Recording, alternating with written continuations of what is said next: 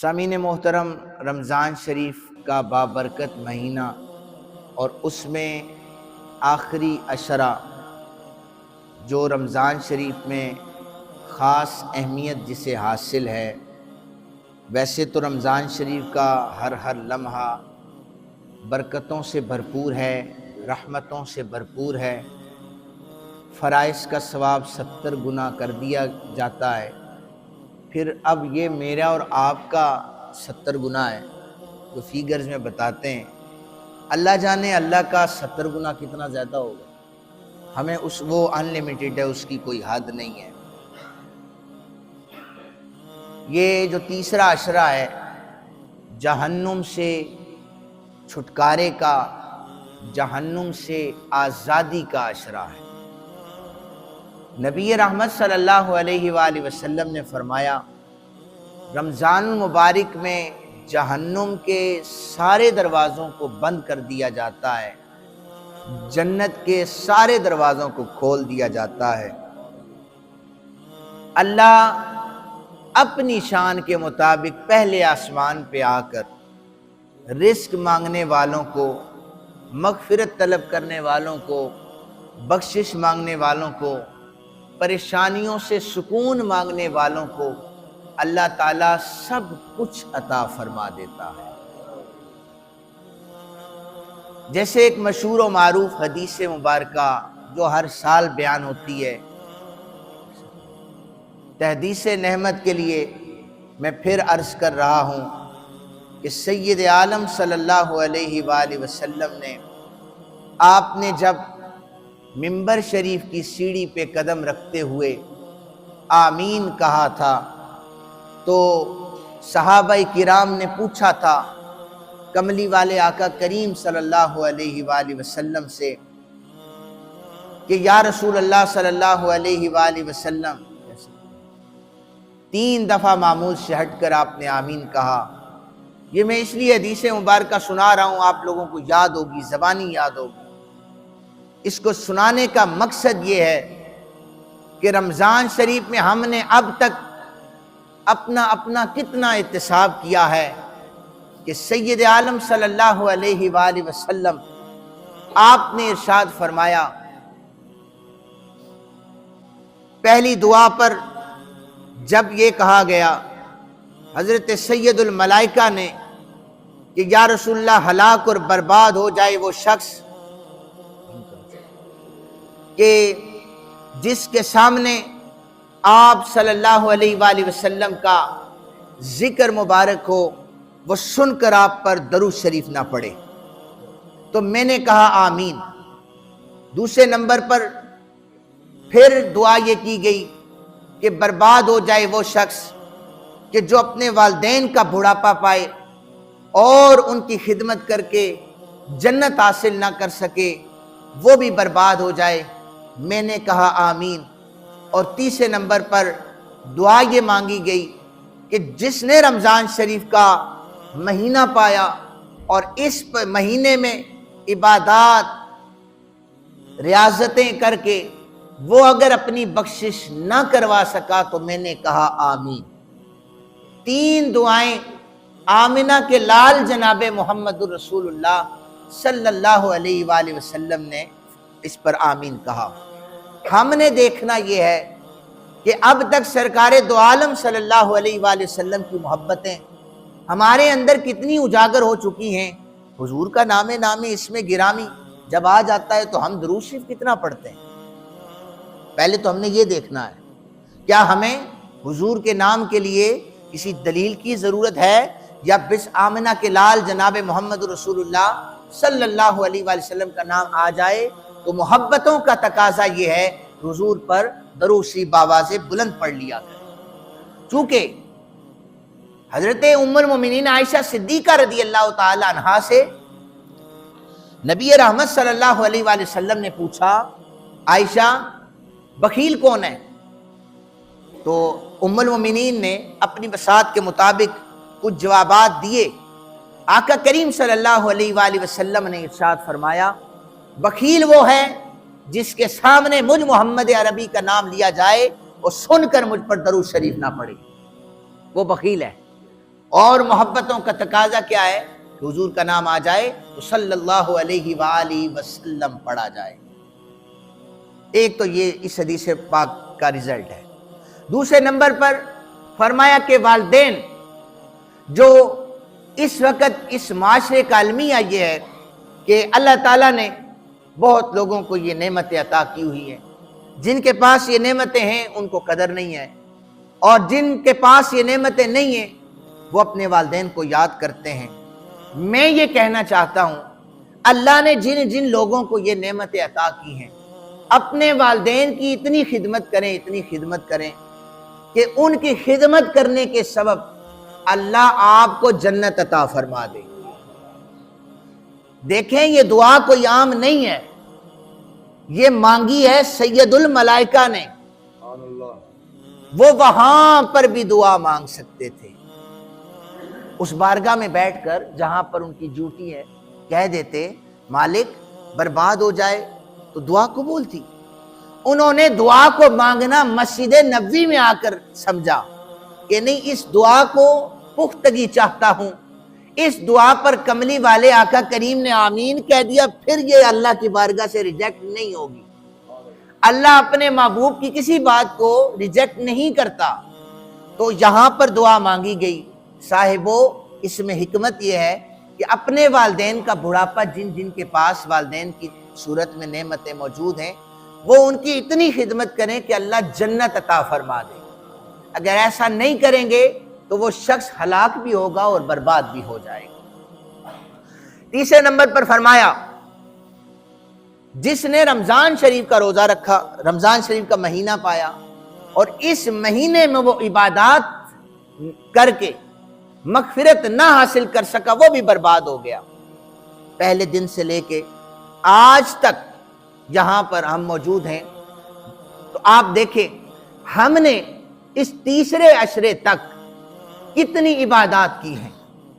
کیا ہماری ابتدا جو ہے اللہ کے نام سے ہوئی ہے اور روزے کی حالت میں ہوئی ہے؟ دن میں کتنی دفعہ ہم نے قرآن کریم کی تلاوت کی ہے، نمازیں ادا کی ہیں، نوافل پڑھے ہیں، رات کو نماز تراویح پڑھی ہے، اور پھر اپنے اللہ کی تسبیحات بیان کی ہیں۔ آپ سب لوگ یہ دیکھیں کتنوں نے یہ معاملہ کیا ہے، اور کتنوں نے دن کا آغاز ہی اللہ کے احکامات کی حکم عدولی سے انہوں نے ابتدا کی ہو، جنہوں نے نہ نمازیں پڑھی ہوں، جنہوں نے صحیح طریقے سے روزے کے جو فرائض تھے، حقوق تھے، وہ ادا نہ کیے ہوں، اور احکامات خداوندی کو انہوں نے پس پردہ ڈال دیا ہو، ان لوگوں کے لیے پھر حکم کیا ہوگا؟ یہ دعا اصل میں ان لوگوں کے لیے تھی کہ برباد ہو جائے، ہلاک ہو جائے وہ لوگ جو اس مہینے کو پا کر پھر بھی وہ اپنی بخشش کا سامان پیدا نہ کر سکے۔ میرے اور آپ کے آقا صلی اللہ علیہ وآلہ وسلم نے فرمایا، من قام رمضان ایمانا و احتسابا، جو رمضان شریف کی راتوں میں قیام کرے گا، یا جس نے رمضان شریف کی راتوں میں قیام کیا ایمان کی حالت میں، احتسابا، اپنا احتساب کیا۔ ہمارے معاشرے کا المیہ یہ ہے، میں اٹھتا ہوں تو آپ کا احتساب شروع کر دیتا ہوں، آپ اٹھتے ہیں میرا احتساب شروع کر دیتے ہیں۔ ایک گھر سے بندے اٹھتے ہیں، وہ دوسرے گھر کے بچوں کا احتساب شروع کر دیتے ہیں، ادھر کی انگلیاں ادھر اٹھ رہی ہیں۔ میں جو رسول کائنات صلی اللہ علیہ وآلہ وسلم کی احادیث ہیں، ان سے مجھے اور آپ کو درس یہ ملتا ہے، دوسروں پر آپ انگلی بعد میں اٹھائیں، پہلے اپنے آپ کا محاسبہ کریں، اپنے آپ کو بدلنے کی کوشش کریں۔ میں خود کو بدلوں، آپ اپنے آپ کو بدلیں۔ من قام رمضان ایمانا و احتسابا، کہ جب ہم اپنا احتساب کریں گے، مالک دن میں یہ بھی گناہ کیا، یہ بھی غلط ہے، یہ گناہ کیا، یہ بھی غلط ہے۔ فرمایا جب کوئی شخص اپنا احتساب کرتا ہے، ایک روایت کے مطابق یہ ہے، اللہ اسے 60 سال کی عبادتوں کا ثواب عطا فرما دیتا ہے۔ فرمایا دوسرے نمبر پر جو اپنا احتساب کرتا ہے، غفر لہ ما تقدم من ذنبہ او کما قال علیہ السلام، اللہ اس کے پچھلے اگلے سارے گناہوں کو معاف فرما دیتا ہے۔ پھر فرمایا من صام رمضان ایمانا و احتسابا، جس نے روزہ رکھا ایمان کی حالت میں روزہ رکھا اور وہ اپنا احتساب کرتا رہا، میں نے روزے میں یہ کام بھی نہیں کرنے، یہ کام بھی نہیں کرنے، بچت کرتا رہا، گناہوں سے دور بھاگتا رہا، فرمایا جو شخص یہ اپنا احتساب کرے گا اللہ اس کے بھی اگلے پچھلے سارے گناہوں کو معاف فرما دے گا۔ امت محمدیہ صلی اللہ علیہ وآلہ وسلم پر اللہ تعالیٰ کے انعامات، اللہ تعالیٰ کے احسانات آپ دیکھیں، حضور کی نسبتوں کا یہ کمال ہے۔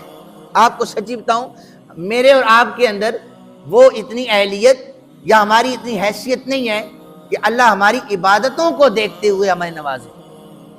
یہ تو نیچرل ٹروتھ ہے کہ نبی اکرم صلی اللہ علیہ وآلہ وسلم نے فرمایا جو بخشش ہوگی وہ اس کی رحمت سے ہوگی، جو فضل ہوگا اس کا فضل ہوگا، ہماری بخشش ہو جائے گی، یہ یاد رکھیں۔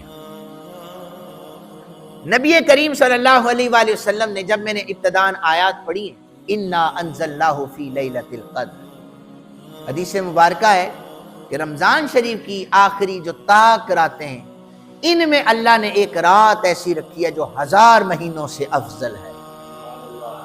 اب میں نے ابتداء میں جو حدیث پڑھی ہے نا کہ حضور کا نام نامی اس میں گرامی محمد رسول اللہ صلی اللہ علیہ وآلہ وسلم آ جائے تو کیا کرنا ہے؟ درود شریف پڑھنا، درود شریف پڑھنا ہے، کیونکہ حضور کی محبتوں کا تقاضا یہ ہے نا۔ اب میں آپ کو بتاتا ہوں کیوں یہ تقاضا کرنا چاہیے کہ نبی اکرم صلی اللہ علیہ وآلہ وسلم نے آپ نے ایک دن کمپیریزن کیا کہ جو پچھلی امتیں ہیں، فکر دیکھیں حضور کی ہمارے بارے میں، کہ جو پچھلی امتیں ہیں ان کی جو عمریں ہیں ہزاروں سال تک پہنچی، 400 سال، 500 سال۔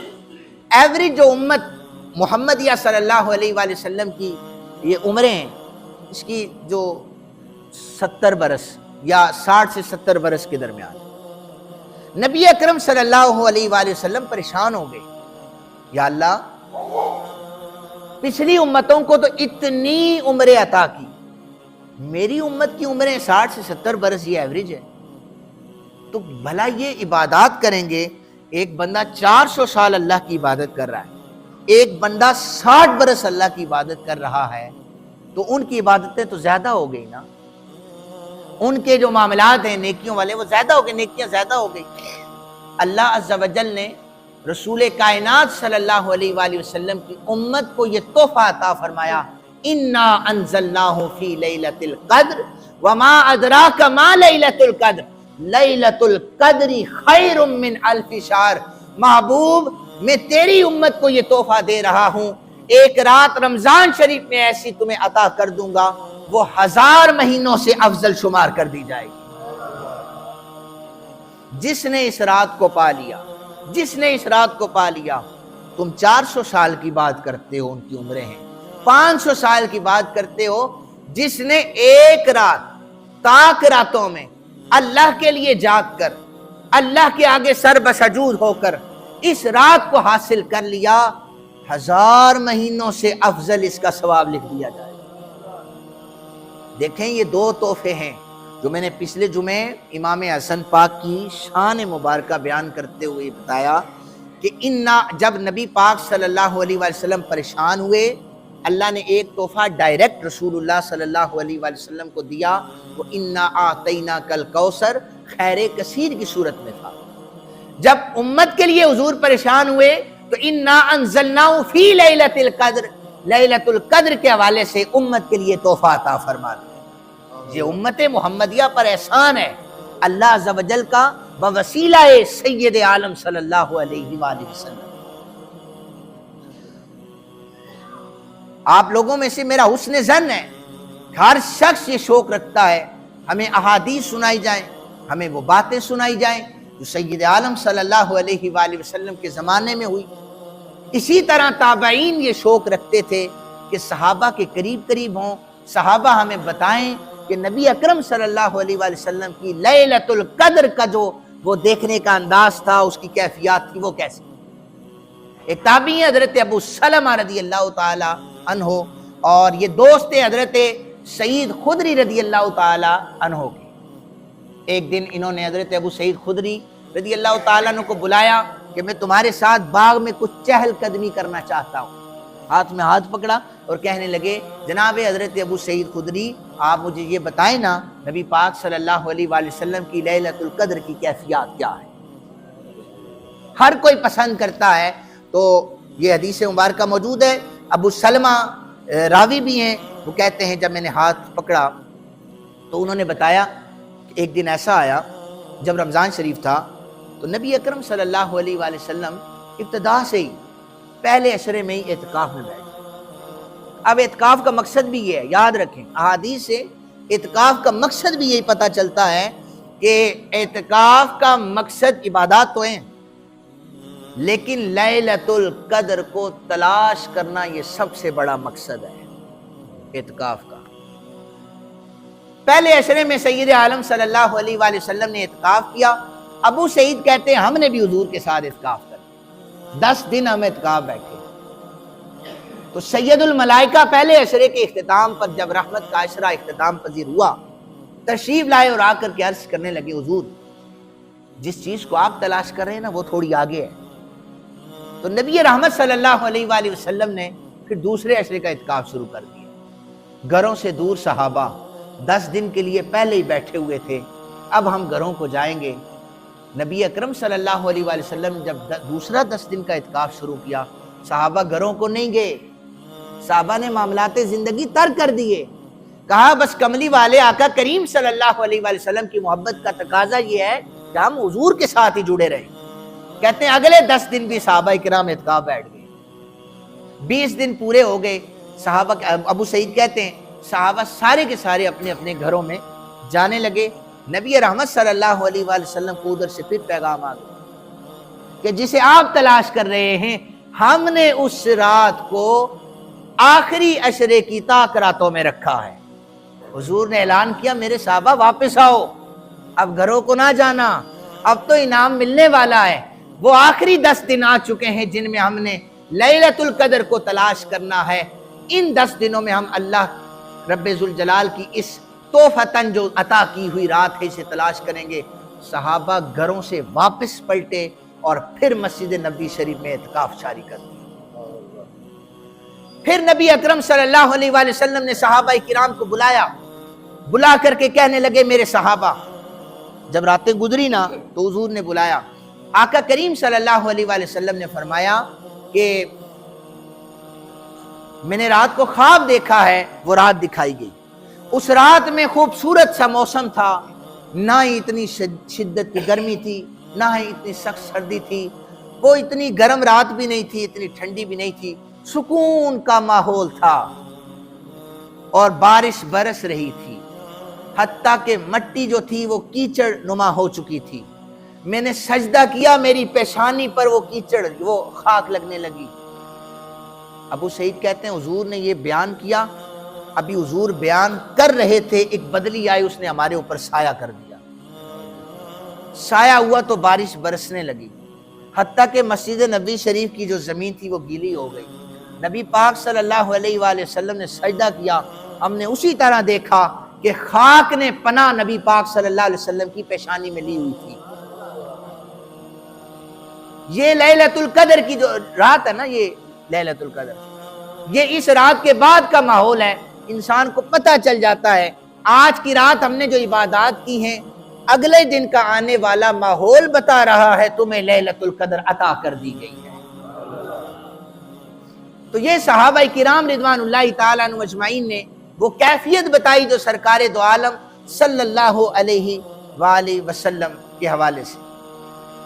بنی اسرائیل کا ایک شخص وہ تقریباً 900 سال سے زائد عرصہ وہ جہاد کرتا رہا۔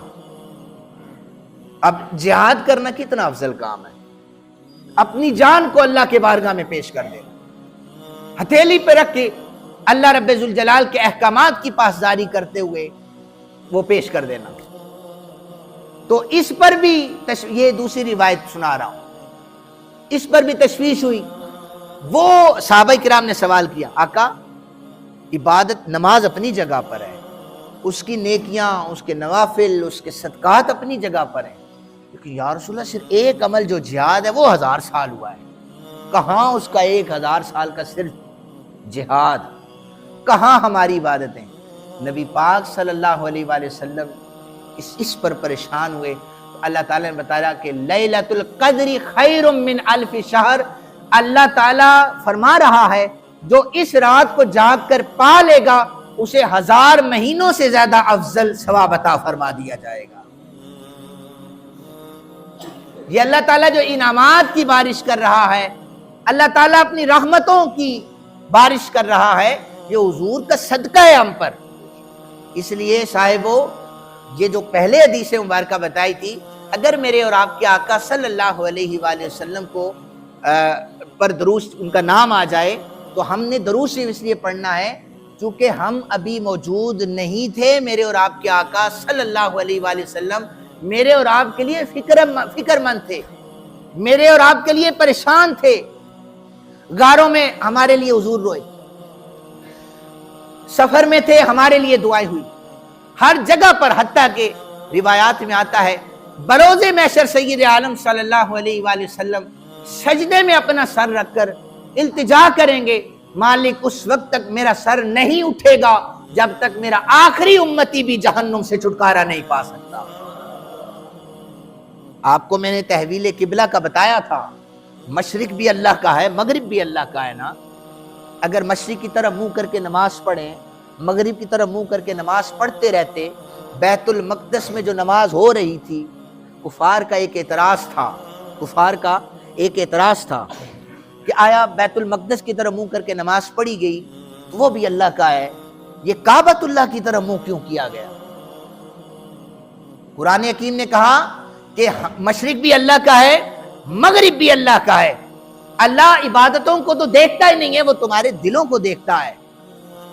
یہ ہم نے قبلہ کو تبدیل اس لیے کیا ہے، ہم دیکھنا یہ چاہتے ہیں کہ ہمارے نبی کی اتباع کتنی کون کرتا ہے، نبی کی اتباع کون کر رہا ہے، ورنہ ہمارے لیے مشکل نہیں ہے، اسی طرح منہ کر کے نماز پڑھتے رہتے۔ دیکھنا یہ تھا کہ لا الہ الا اللہ محمد الرسول اللہ پڑھنے والے میرے نبی کی اتباع کتنی کر رہے۔ اب اس ساری گفتگو کو سمیٹ کر میں جو ایک خلاصہ آپ کو دے رہا ہوں، آپ بڑی تعداد میں موجود ہیں، آپ مجھے بتائیں کملی والے آقا کریم صلی اللہ علیہ وآلہ وسلم کا کلمہ پڑھ لینے کے بعد میں اور آپ دعویٰ کرنے میں سب سے بڑے مسلمان ہیں، عملی طور پر ہمارے عمل کس کیٹیگری میں شمار ہوتے؟ کیا ہماری زبان سے دوسرا مسلمان بھائی محفوظ ہے؟ عزتیں تار تار کرنے کے لیے ہم تلے ہوئے ہیں، ادھر نماز پڑھی، بازار میں جناب 4 بندوں کا میلہ لگایا، 6 کا لگایا، اس کی مختلف عنوانات پر ہم نے تبصرہ کیا جیسے ہم سب سے بڑے مبصر ہیں، عزت کو تار تار کر دیا، اور پھر آ کر دوبارہ ہم نے نمازیں پڑھی۔ ہم عبادات بھی کر رہے ہیں، معاملات زندگی بھی ہمارے درست نہیں ہے۔ کیا ہم حقیقی معنوں میں رسول اللہ صلی اللہ علیہ وسلم کے غلام ہیں؟ کیا جو کلمہ طیبہ ہم نے پڑھا ہے، ہم نے تیسرا عشرہ ہم گزار رہے ہیں، رمضان شریف سے کیا سیکھا ہے؟ آپ لوگ بتائیں، ہم نے کیا سیکھا ہے؟ یاد رکھیں جو آخری 10 دن ہے نا اعتکاف کے، یہ اس لیے بھی ہیں کہ ایک جو پریکٹس ہے نا جو ہمیں دنیاوی کاموں میں پورے 11 ماہ اور 20 دن ہمیں اس میں ملوث کرتی ہے۔ صبح اٹھا، دفاتر میں گیا، مختلف کام کاج کیے، بچوں کو دیکھا، والدین کو دیکھا، معاشرے میں رہتے ہوئے جو سو کام ہیں وہ ہم نے کیے۔ لیکن یہ 10 دن اعتکاف بیٹھنا اسی طرح ہے، ہر کام کو اللہ کے لیے چھوڑ کر اس کی بارگاہ میں عبادات کرنے کے لیے آ جائیں۔ ہم اپنے آپ کو بدلیں، دعا کریں کہ اللہ تعالیٰ ہمیں پہلے خود بدلنے کی توفیق عطا فرمائے، ہمیں دوسروں کا نہیں، اپنا اپنا احتساب کرنے کی ضرورت ہے۔ ہماری زبان سے مسلمان بھائی محفوظ ہے، ہمارے ہاتھ سے مسلمان بھائی محفوظ ہے؟ اگر ایسا ہے تب جا کر سوچیں کہ ہم کامل ایمان والے بن چکے ہیں۔ اگر نہ ہماری زبان سے کوئی محفوظ، نہ ہمارے ہاتھ سے کوئی محفوظ، کسی کی عزتیں ہم نے محفوظ نہیں کر رکھی، تو صاحبوں مجھے آپ لوگ جواب یہ دیں، کلمہ رسول اللہ صلی اللہ علیہ وآلہ وسلم کا پڑھا ہے، ان کی غلامی کا کتنا دم ہم بھر رہے ہیں، لیکن کیا غلامی کا حق ادا ہو رہا ہے؟ اس پر تھوڑا نہیں، سارے سوچیں، ہو سکتا ہے یہ آخری جمعہ بھی ہو، جمعۃ الوداع جو ہے، اس کا پیغام یہی آپ لوگوں کو دینا چاہ رہا ہوں۔ اپنا جو آپ کے 5-6 فٹ قد اللہ نے دیا ہے، اس پر انقلاب لے کے آئیں، اس پر سنت رسول پاک صلی اللہ علیہ وسلم کا نفاذ کریں۔ دوسرے بعد میں بدلیں گے، پہلے اپنے آپ کو بدلیں، اپنے گھروں کو بدلیں، تب جا کر ہم کامل ایمان والے اللہ تعالیٰ بنا دے تو وہ تو ایک چھوٹے سے کام کی عوض بھی اللہ بنا سکتا ہے، لیکن جو طریقہ رسالت مآب صلی اللہ علیہ وآلہ وسلم ہے اس کو بھی اپنانا ہے۔ اللہ تعالیٰ ہم سب کو عمل کی توفیق عطا فرمائے۔ وما علینا الا البلاغ۔